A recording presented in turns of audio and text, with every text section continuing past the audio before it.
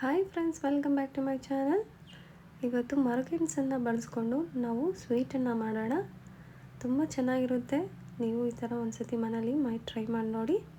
2 ಗೆಣಸನ್ನು ನಾನು ತೊಗೊಂಡಿದ್ದೀನಿ. ಇವಾಗ ಇದೆಲ್ಲ ಸಿಪ್ಪೆ ತೆಗೆದು ತೊಳ್ಕೊಂಡು ಪೀಸಸ್ ಥರ ಕಟ್ ಮಾಡ್ಕೊಳ್ಳಿ. ಈ ಥರ ಪೀಸಸ್ ಕಟ್ ಮಾಡ್ಕೊಳ್ಳೋದ್ರಿಂದ ತುಂಬ ಚೆನ್ನಾಗಿ ಬರುತ್ತೆ. ಬೇಯಿಸಿದ್ರೆ ತುಂಬ ಚೆನ್ನಾಗಿರಲ್ಲ. ನೋಡಿ, ಈ ಥರ ಪೀಸಸನ್ನು ಕಟ್ ಮಾಡ್ಕೊಳ್ಳಿ. ಇವಾಗ ಒಂದು ಪಾತ್ರೆಯಲ್ಲಿ ನಾವು ಇದನ್ನು ಹಾಕ್ಕೊಂಡು 1 ಗ್ಲಾಸ್ ನೀರು ಹಾಕ್ಕೊಂಡು ನಾವು ಇದನ್ನು ಬೇಯಿಸ್ಕೊಳ್ಳೋಣ.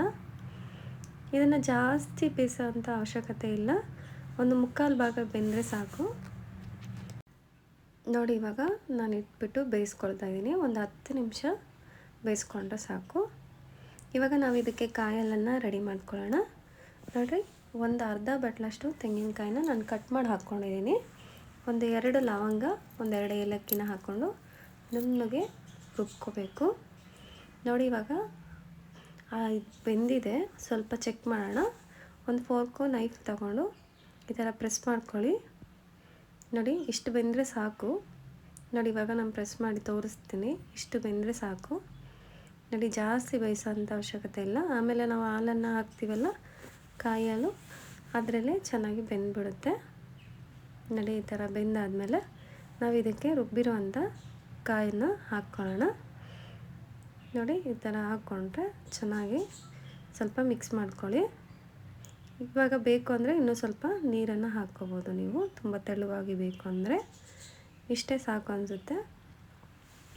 ಇವಾಗ ಚೆನ್ನಾಗಿ ಮಿಕ್ಸ್ ಮಾಡಿಕೊಂಡು ಸ್ವಲ್ಪ ಹೊತ್ತು ಬೇಯಿಸ್ಕೊಳ್ಳೋಣ.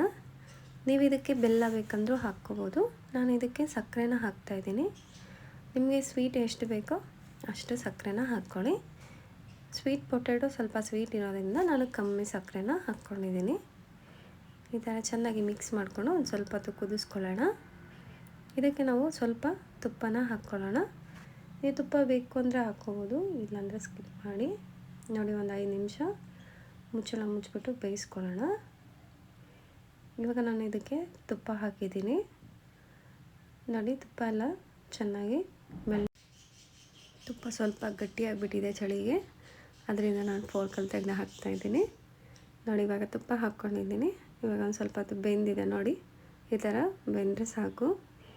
ನಾವು ಸ್ವಲ್ಪ ಇದಕ್ಕೆ ಗೋಡಂಬಿನ ಫ್ರೈ ಮಾಡಿ ಹಾಕ್ಕೊಳ್ಳೋಣ. ನಿಮಗೆ ಗೋಡಂಬಿ ಬೇಡ ಅಂದರೆ ನೀವು ಬಿಡ್ಬೋದು, ಹಾಗೇ ತಿನ್ಬೋದು, ಚೆನ್ನಾಗಿರುತ್ತೆ.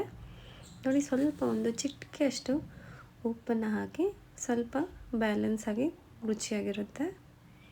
ನೋಡಿ, ಈ ಥರ ಬೆಂದರೆ ಸಾಕು. ಇವಾಗ ನಾವು ಇದನ್ನು ಸ್ಟವ್ ಆಫ್ ಮಾಡಿಬಿಟ್ಟು ಸರ್ವ್ ಮಾಡ್ಕೊಳ್ಳೋಣ. ಅಷ್ಟೇ ಕಣ್ರಿ. ನೀವು ಬೇಯಿಸಿದ್ರೆ ಅದು ತುಂಬ ಮ್ಯಾಶ್ ಥರ ಆಗೋಗುತ್ತೆ.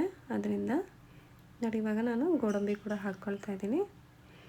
ನೋಡಿ, ಇವಾಗ ಆಗಿದೆ. ಇದು ನಾವು ಸರ್ವಿಂಗ್ ಪ್ಲೇಟಲ್ಲಿ ಸರ್ವ್ ಮಾಡ್ಕೊಡೋಣ. ನೋಡಿ, ಹಾಗೆ ಎಷ್ಟು ಚೆನ್ನಾಗಿರುತ್ತೆ ಅಂದರೆ ತುಂಬ ಇಷ್ಟಪಟ್ಟು ತಿಂತಾರೆ ಎಲ್ಲರೂ. ಈ ಥರ ಒಮ್ಮೆ ನೀವು ಮನೇಲಿ ಟ್ರೈ ಮಾಡಿ ನೋಡಿ. ಇದೇ ರೀತಿ ರೆಸಿಪಿನ ನೋಡಬೇಕು ಅಂದರೆ ನಮ್ಮ ಚಾನಲ್ನ ಸಬ್ಸ್ಕ್ರೈಬ್ ಮಾಡೋದು ಮರಿಬೇಡಿ. ಕೆಳಗಡೆ ಬೆಲ್ ಐಕನ್ ಇರುತ್ತೆ, ಪ್ರೆಸ್ ಮಾಡ್ಕೊಳ್ಳಿ.